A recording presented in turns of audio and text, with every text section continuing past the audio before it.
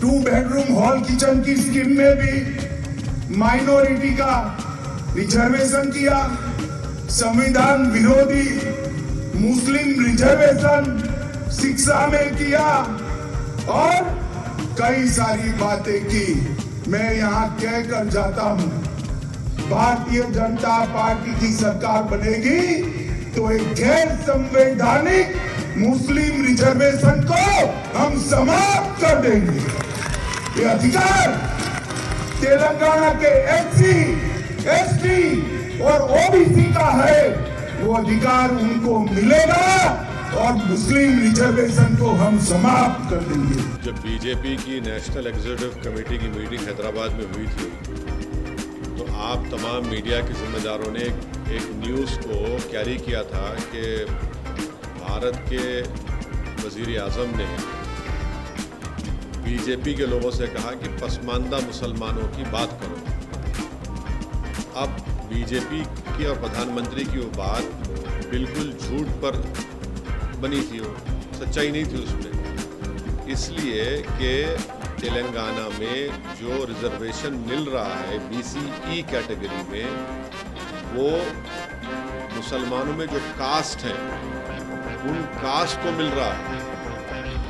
और PS कृष्णन की report बनाई गई, उसको उस वक्त के आंध्र प्रदेश के OBC कमीशन ने अपनी रिपोर्ट बनाई, उसको एक्सेप्ट किया और उसके बाद ये 4% रिजर्वेशन मिल रहा है जिसको सुप्रीम कोर्ट के स्टे पे चल रहा है। तो ये झूठ है अमित शाह का बोलना, जो भारत के होम मिनिस्टर हैं। हम उनसे उम्मीद ये कर रहे थे कि सच्चाई को बयान करेंगे। उनको ये सच्चाई बयान करना था कि OBC कमीशन की रिपोर्ट में कास्ट अमंग द मुस्लिम्स को ये मिला है और उसमें बोल दिया गया कि ये कास्ट अगर होंगे तो उनको 4% रिजर्वेशन नहीं मिलेगा। आखिर बीजेपी पसमानदा मुसलमानों की दुश्मन क्यों है?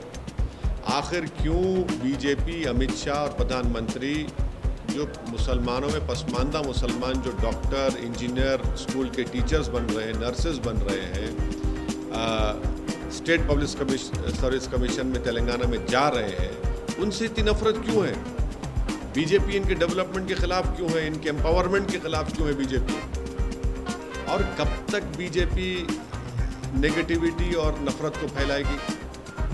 आप क्यों भारत के जो मुसलमानों में जो कास्ट हैं, जो जिनको संविधान के आर्टिकल 15 और 16 के तहत जिनकी सोशल एजुकेशनल बैकवर्डनेस का एक एम्पिरिकल डेटा है, कृष्णन की रिपोर्ट है, OBC कमीशन रिपोर्ट है, फिर उसके बाद सुधीर कमेटी की रिपोर्ट है, फिर तेलंगाना की OBC कमेटी ने उस सुधीर कमेटी रिपोर्ट को लेकर देखा और एक्सेप्ट किया कि यस, मुसलमानों के सोशल एजुकेशनल बैकवर्डनेस का एक एम्पिरिकल डेटा है।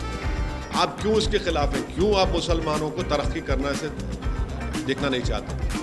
भाई, अगर एक मुसलमान में जो बैकवर्ड क्लासेस हैं या कास्ट हैं, अगर उनके बच्चे डॉक्टर, इंजीनियर बन रहे हैं, स्टेट पब्लिक कमीशन में DYSP पुलिस ऑफिसर बन रहे हैं, RDO बन रहे हैं, तहसीलदार बन रहे हैं, टीचर बन रहे हैं, नर्सेज बन रहे हैं, कांस्टेबल में रिक्रूटमेंट हो रहा है, तो आपको इतनी तकलीफ क्यों हो रही है?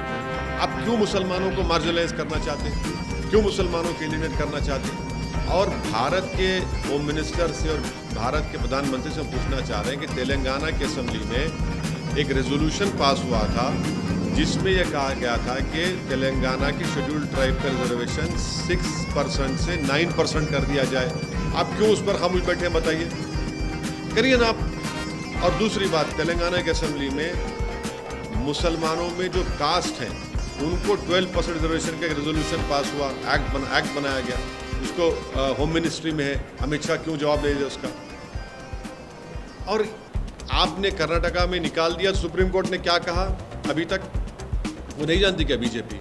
तो ये ऑल इन ऑल जो है बीजेपी का एक सिस्टमिक तरीक़ा है कि मुसलमानों को डेवलपमेंट से, उनके एम्पावरमेंट से रोका जाए।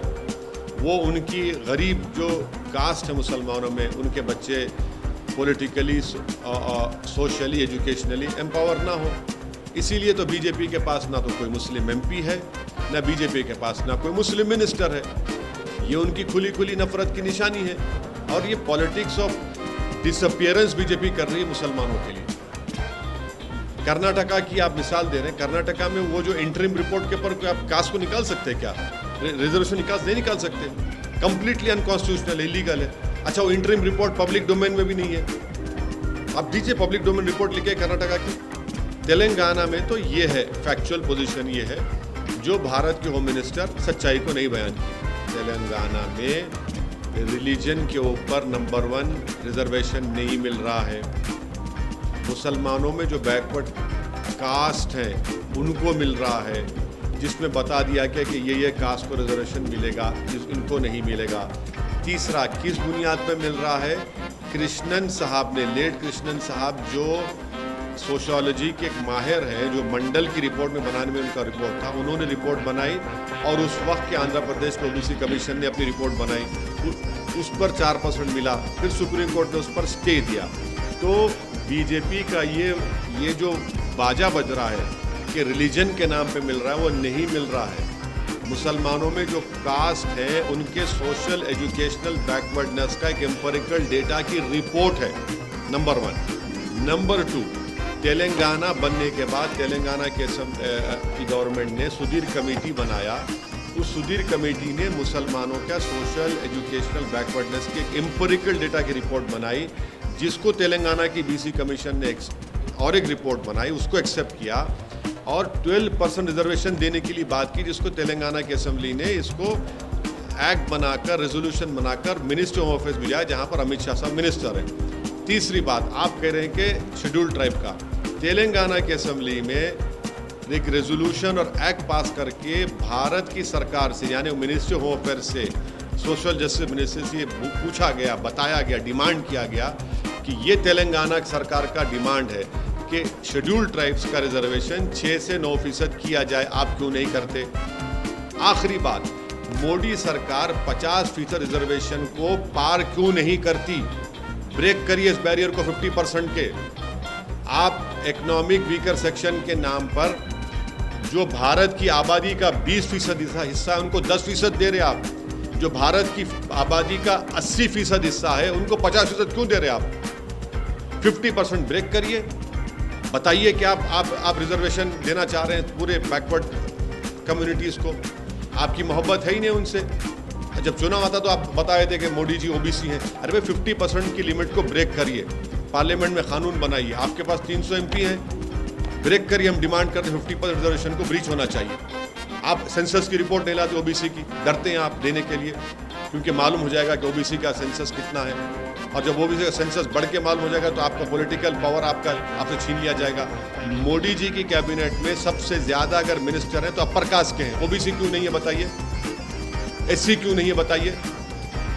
आप जब खड़े होकर बोलते हैं SC ST की, तो मिनिस्टर क्यों नहीं है आपके? ज़्यादा तो अपर कास्ट के लोग हैं मोदी जी कैबिनेट में।